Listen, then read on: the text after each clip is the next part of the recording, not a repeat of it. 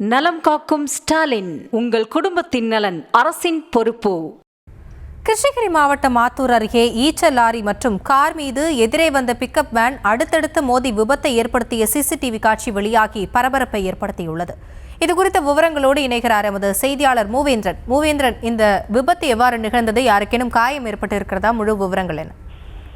நிச்சயமாக ஆசினி, கிருஷ்ணகிரி மாவட்டம் பர்கூர் பேருந்து நிலையத்தில் மக்களை காப்போம் தமிழகத்தை மீட்போம் என்ற தலைப்பில் அதிமுக பொதுச் செயலாளர் எடப்பாடி பழனிசாமி கலந்து கொண்ட பரப்புரை நிகழ்ச்சி நடைபெற்றது.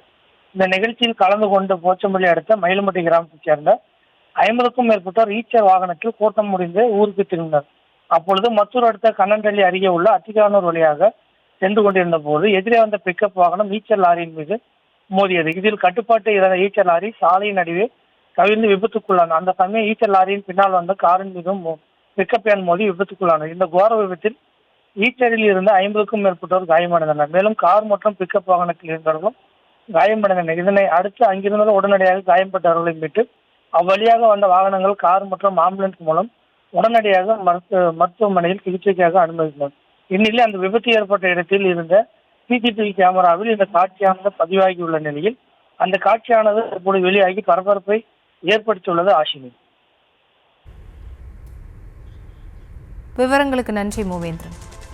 நலம் காக்கும் ஸ்டாலின், உங்கள் குடும்பத்தின் நலன் அரசின் பொறுப்பு.